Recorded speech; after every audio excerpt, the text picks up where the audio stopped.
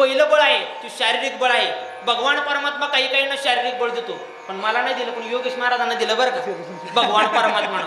हे शारीरिक बळ थोडं थोडं भगवान परमात्मा देतो, आणि ते शारीरिक बळ प्राप्त करण्यासाठी लय मेहनत करावी, आणि ते परम भाग्य लागतं. ज्याच्या भाग्यात असतं त्यालाच होतं, इतर कोणाला भेटत नाही. ऐका, मी तुम्हाला दृष्टांत सांगतो.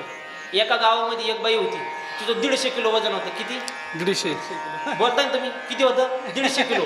अख्ख्या गावात तिच्या नादी कोण लागत नव्हतं. चुकून एका दिवशी तिच्या घरात चोर शिरला.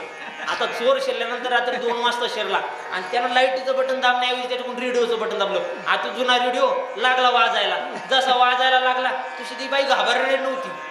तिनं उठून इकडं तिकडं पाहिलं. तिच्या लक्षात आलं रात्रीचे 2 वाजले. तिच्या लक्षात आल्यानंतर ती म्हटली, आत्या बाई घरात चोर शिरला, ही गवळण गात्यामध्ये नाही. आता मंडळी काही काही म्हणतात बरं काही वळण, पण आता तसं नाही. ज्यावेळेस तिच्या लक्षात आलं आपल्या घरामध्ये चोर शिरला, आता जर तुमच्या आमच्या घरामध्ये चोर शिरला तर आपण काय करू बरं?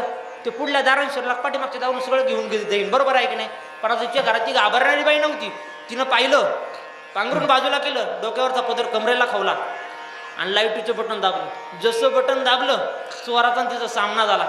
चोराने जसं तिच्याकडे पाहिलं ना, त्याला पाठीमागच्या 3 पिढ्या आठवल्या. जशा 3 पिढ्या आठवल्या, आता त्याचा कार्यक्रमच झाला. आता ते लागलं पळायला. आता एवढं मोठा म्हणजे महिषासुर मर्दिनी पाहिल्यानंतर कोणाला, आणि ते लागलं पळायला. आता ही बॉडी बिल्डर होती, ती घाबरलीच नाही. ती त्याच्या पाठीमागं जशी धरलं त्याला गचंडी आणि ओढलं. त्यात आधी ते घाबरलं, खाली पडलं. जसं खाली पडलं का, या बाईनं गुडघा घेतला, त्याच्या छातीवर ठेवला. आता छातीवर ठेवला, 150 किलो का कमी झालं का? एवढं 150 किलो त्याच्या छातीवर. आता एवढं पडल्यानंतर टेन्शन आलं. आता काय करायचं? तर तिचं 12 वर्षाचं पोरग होतं. तिथली बाळ्या लवकर चौकीला जा, पोलिसांना घेऊन ये. माझ्या आईनं म्हणजे चोराला पकडलं माझ्या आईनं, त्यांना सांग. ती गेलं धावत धावत, आणि जात असताना त्याच्या लक्षात आलं. ती पुन्हा वापस आलं, आणि आल्यानंतर इकडे तिकडे बघायला लागलं. मग हे बघितलं चोराने. तुला काय रे बाळ्या, काय पाहतो? त्यांना गप्प बसा, रात्रीचे 2 वाजलेत, पोलीस चौकीला जायचं म्हणजे चप्पल नको का? त्यांना बाळ्या त्या ती घाल आणि हे मड उठव. मला सांगायचं कारण काय मंडळी, की भगवान परमात्म्यानं काही काहींना काय दिलंय? शारीरिक बळ दिलंय. आणि शारीरिक बळ अति महत्वाचं आहे बरं का. आशेवर असलं का उपयोग होत नाही, पण आशेवर असलं का माणसं कीर्तनाला जरी गेलं तरी घाबरतात, आणि बाहेर जरी गेलं तरी घाबरतात. हे बळ अत्यंत महत्वाचं आहे. माझा पहिला मुद्दा संपला. दुसरा मुद्दा महाराजांनी सांगितलाय की कौटुंबिक बळ. समाजात वावरत असताना जीवनाच्या पाठीवर काही बळ सांगितलेत. जीवनाच्या पाठीवर कौटुंबिक बळ आहे. समाजामध्ये वावरत असताना मंडळी आपण जर बारकाने विचार केला तर आता मतलबाशिवाय कोणी कोणावर प्रेम तयार नाही. माझ्या जीवनात तुम्हाला एक वाक्य सांगून जाईल. माणसानं जीवनामध्ये आल्यानंतर 5 माणसं कमवायची, 4 खांदेकरणी 1 मडक्यावाला. तुम्ही म्हणता महाराज हे का बरं? हा विनोद नाही, पण सांगायचा दृष्टिकोन असा आहे, मेल्यानंतर हा म्हणतो उठ, तो म्हणतो तू उठ. आता कोणी उचलायला तयार नाही. आपण आपल्या जीवनाची शोकांतिका आहे. मग आपण जीवनामध्ये आल्यानंतर आपण जीवनाला ओळखलं पाहिजे की आपण 5 माणसं कमवता नाही आली तर आपण आपल्या जीवनाची शोकांतिका आहे. मग माणसानं विचार केला पाहिजे की आपण कमवलं तरी काय.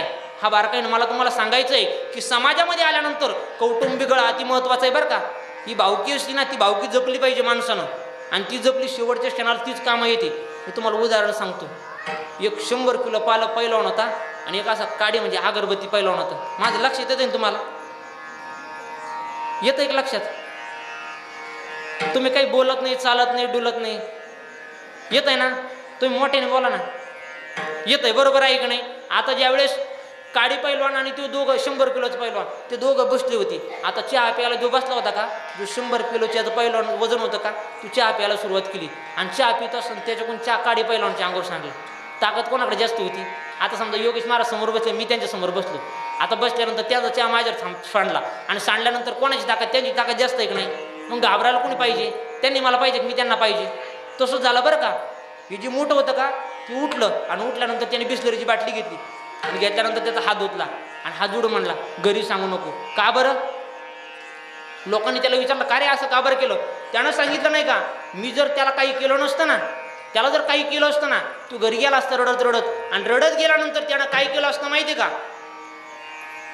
सगळी अख्खीची भावकी का 20 पिढ्या ज्याचं जे गाव एकत्र आहे का, ते सगळं गाडीभर आणलं असतं, आणि आणल्यानंतर आहे ना, मला जो पाट्यावरचा मिरचीचा ठेसा नसतो का, तसं रगडला असतं. मला सांगण्याचं कारण काय आहे की कौटुंबिक बळ अति महत्त्वाचं आहे. आपण जीवनामध्ये आल्यानंतर हे कौटुंबिक बळ भावकी जपली पाहिजे, आणि ती अति महत्त्वाची. शेवटच्या टायमाला तीच कामं येते, अन्यथा कोणी कामाला येत नाही. हे माणसाच्या लक्षात राहिलं पाहिजे, पण माणसं हे विसरून जातात. ऐका, रामायणातील प्रसंग सांगतो. प्रभू रामचंद्राच्या अंगावर लंगोटी आहे. भगवान परमात्मा वनामध्ये गेलेत, सोबत सीता माता आहे. सोबत भाऊ आहे, सीतेचं हरण झालंय. राम रावणाचं युद्ध झालं आणि युद्धामध्ये प्रभू रामचंद्रानं रावणाला धारातीर्थ पाडलं. आणि धारातीर्थ पाडल्यानंतर रावणानं प्रभूला प्रश्न विचारला, ऐक ना प्रभू, तुझ्यापेक्षा सगळ्या गोष्टी बलाढ्या आहे रे माझ्याकडं सैन्य, हत्ती, उंट, घोडे नवे नवे. या जगतामध्ये माझा भाऊ कुंभस करण्यासारखा आहे, माझा पुत्र इंद्रजितासारखा आहे. तुझ्यापेक्षा सगळं ऐश्वर माझ्याकडे आहे. मी स्वतः दशाणा नाही. इंद्राला हरे पडण्यास मी भान पाडलं. जगात असा कोणता देव राहिला नाही जो मला शरण आला नाही. ऐक ना, माझ्या एका प्रश्नाचं उत्तर दे ना. प्रभू म्हणले, काय? आज याच्यामध्ये मी हरलो आणि तू विजयाची गोवडी उभारली, याचं कारण तरी काय? प्रभू म्हणून सहज पाहिलं आणि स्मित हास्य केलं आणि प्रभू म्हणाले, ऐक ना रावणा, माझ्यापेक्षा सगळ्या गोष्टी बलाढ्या आहे गड्या तुझ्याकडं एकच कमतरता आहे, माझा भाऊ माझ्या बाजूनी. त्यामुळे तुझा भाऊ तुझ्या विरोधात आहे, तुझं हरण्याचं एकमेव कारण आहे विठाला विठाला विठा.